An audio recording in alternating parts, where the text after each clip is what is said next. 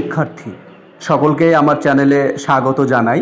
Primary TET 2023 result সংক্রান্ত বিষয় নিয়ে নতুন একটা ভিডিও, যে এবারের রেজাল্ট কবে হতে পারে বা এবারের পরীক্ষায় পাশের হার কেমন, তারপরে যে সমস্ত শিক্ষার্থীরা প্রশ্ন চ্যালেঞ্জ করেছিল তাদের চ্যালেঞ্জ কতটা গ্রহণযোগ্য বা কী হয়েছে, সমস্ত বিষয় এই ভিডিওর মধ্যে দিয়ে পুঙ্খানুপুঙ্খভাবে আলোচনা করা হবে।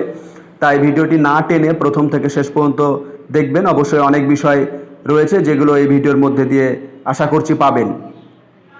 তো প্রথম বিষয় যে আমরা জানি যে প্রাইমারি টেট 2023 রেজাল্ট সংক্রান্ত যে বিষয়টা রয়েছে, আমরা যদি দেখি এই বিষয়টা, তাহলে পর্ষদ সভাপতি চ্যালেঞ্জ করার জন্য একটা সময় দিয়েছিল এবং সেই সময়ের মধ্যে অনেকে চ্যালেঞ্জ করেছিল এবং পর্ষদ সভাপতি যেটা জানিয়েছিলেন যে তিনারা এক্সপার্ট কমিটি নির্ধারণ করেছে এবং সেই এক্সপার্ট কমিটির মধ্যে দিয়ে বিচার্য বিষয় হচ্ছে দুটো প্রশ্নে ভুল রয়েছে।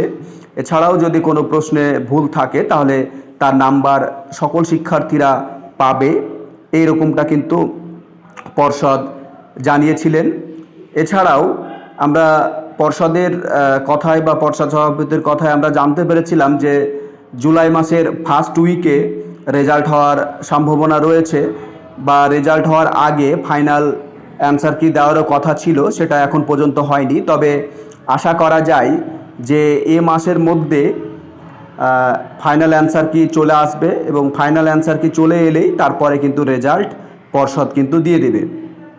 তবে আরেকটা বিষয় যেটা হলো সেটা হচ্ছে এই যে আমরা জানি যে 2022 সালে যে টেট পরীক্ষা হয়েছিল সেখানে পাসের হার প্রায় 1.5 লক্ষ। সেখানে বিএড যারা পরীক্ষার্থী ছিল তারা বেরিয়ে গেছে, তাদেরকে সুপ্রিম কোর্টের জাজমেন্টের মধ্যে তাদের বের করে দেওয়া হয়েছে। এনআইডিএলের শিক্ষার্থীরাও বেরিয়ে গেছে। যারা রেগুলার ডিএলএড করেছে তারাই গ্রহণযোগ্যতা আপাতত পেয়েছে। তারপরে এখন বাকিদের কি হবে এখনও বলা কঠিন। তবে পাসের হার অনেকটা 1.5 লাখের তুলনায় মোটামুটি এখন 50 থেকে 60 হাজার পাস শিক্ষার্থী রয়েছে, এটুকু আশা করা যায়। তবে 2023 যে টেট পরীক্ষা হয়েছে সেখানে প্রশ্নের যে মান, সেই মানের ওপর নির্ভর করে বা যেটুকু বোঝা গেল তাতে এবারে পাশের হার কিন্তু কম রয়েছে। কারণ প্রশ্নের যে মানদণ্ড, তারপরে এবার চ্যালেঞ্জকৃত প্রশ্নের যে এর আগেবার কি হয়েছিল, প্রায় 4টে প্রশ্ন ভুল ছিল এবং 4টে ডবল অ্যান্সার কি নেওয়া হয়েছিল, প্রায় 8 নাম্বার শিক্ষার্থীরা কিন্তু পেয়েছিল। সেক্ষেত্রে অনেকেই পাস করেছিল, কিন্তু এবার দেখা যাচ্ছে 2 বা 3 এরকম বাড়ার আশঙ্কা রয়েছে।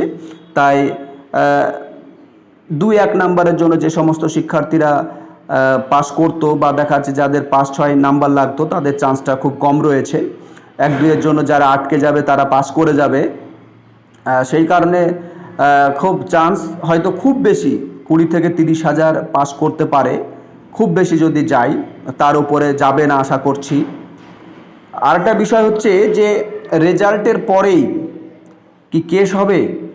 তো বলি যে অনেক শিক্ষার্থীদের বক্তব্য যে 5 থেকে 6টা প্রশ্ন যুক্তি সহকারে বলা যায় যে ভুল রয়েছে, সেখানে পর্ষদ সভাপতি যদি না মেনে নেয় বা সেই প্রশ্নগুলির গ্রহণযোগ্যতা এক্সপার্ট কমিটি দ্বারা না হয় তাহলে কিন্তু আবারও কেস হবে 2023 টেট প্রশ্ন ভুল মামলা এই নিয়ে। তো দেখা যাক এখন পর্ষদ সভাপতি কি করছেন, শেষ পর্যন্ত আমরা সেই দিকে চোখ রাখবো। আজকে এই পর্যন্তই ইনফরমেশন দেওয়ার ছিল, দিয়ে দিলাম। সকলেই আমার সাথে জুড়ে থাকো, সমস্ত ধরনের আপডেট সময়ের সাথে